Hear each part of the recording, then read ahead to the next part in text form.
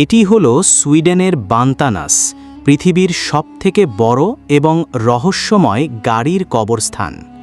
এই যে গাছের ডালপালার ভেতরে আটকে থাকা ভিন্টেজ গাড়িগুলো দেখছেন, এগুলো আজ আর চলে না।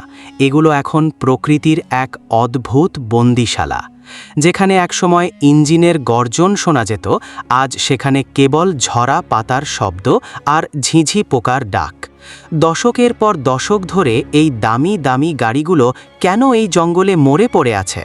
চলুন আজ আমরা এই লতা পাতায় ঢাকা যান্ত্রিক জগৎ আর সুইডেনের এই রহস্যময় কার সিমেট্রি গভীরভাবে উপভোগ করি। সুইডেনের দক্ষিণ পশ্চিমে ভার্মল্যান্ড প্রদেশের এক গহীন অরণ্যে নরওয়ে সীমান্তের ঠিক পাশেই অবস্থিত এই অদ্ভুত জায়গাটি। এটি মূলত ১৯৫০-এর দশকে একটি সাধারণ গাড়ির ভাঙাড়ির দোকান হিসেবে যাত্রা শুরু করেছিল, কিন্তু সময়ের আবর্তে আজ এটি পৃথিবীর অন্যতম জনপ্রিয় এবং সবথেকে বড় কার গ্রেভিয়ার্ড বা গাড়ির কবরস্থানে পরিণত হয়েছে। ড্রোন শটে দেখলে মনে হয় জঙ্গল যেন শত শত লোহার দ্বারকে গিলে ফেলেছে। এই জঙ্গলে গেলে আপনি দেখতে পাবেন অটোমোবাইল ইতিহাসের এক অনন্য প্রদর্শনী। এখানে প্রায় ১,০০০টিরও বেশি ভিন্টেজ গাড়ি পরিত্যক্ত অবস্থায় পড়ে আছে। ফোর্ড, ভক্সওয়াগন, অস্টিন, অপেল এবং ভলভোর মতো বিখ্যাত সব ব্র্যান্ডের ১৯৪০ থেকে ১৯৬০ দশকের ক্লাসিক মডেলগুলো এখন নিথর। আপনি যদি গাড়ির ভক্ত হন, তবে এই মরিচা ধরা লোহাগুলোর ভেতরেই আপনি আভিজাত্যের এক করুণ ইতিহাস খুঁজে পাবেন। যে গাড়িগুলো একসময় রাজপথ কাঁপাত, আজ তারা এই বিজন বনে ইতিহাসের সাক্ষী হয়ে দাঁড়িয়ে আছে। এই যান্ত্রিক সাম্রাজ্যের নেপথ্যে ছিলেন রুন এবং টোরে ইভানসেন নামে দুই ভাই। দ্বিতীয় বিশ্বযুদ্ধের পরবর্তী সময়ে নরওয়েতে গাড়ির পার্টসের তীব্র সংকট দেখা দিয়েছিল। সেই সুযোগে এই দুই ভাই কম দামে পুরনো গাড়ি কিনে এই জঙ্গলে জড়ো করতেন এবং সেগুলোর পার্টস খুলে নরওয়েতে চড়া দামে বিক্রি করতেন।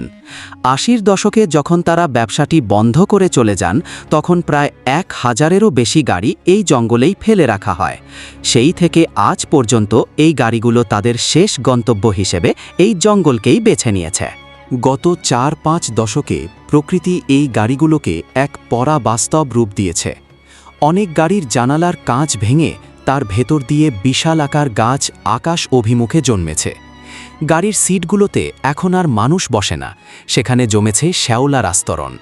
লতাপাতাগুলো পুরো গাড়ির বডিকে এমনভাবে পেঁচিয়ে ধরেছে যে মনে হয় গাড়িগুলো মাটির সাথে মিশে যাচ্ছে। এই লোহার জং আর সবুজ বনের সংমিশ্রণ জায়গাটিকে এক অদ্ভুত এবং গা ছমছমে রূপ দিয়েছে, যা দেখলে আপনার গায়ে লোম খাড়া হয়ে যাবে। আজ এই জায়গাটি আর কোনো ব্যবসা কেন্দ্র নয়, বরং এটি ফটোগ্রাফার এবং পর্যটকদের জন্য এক রহস্যময় স্বর্গ।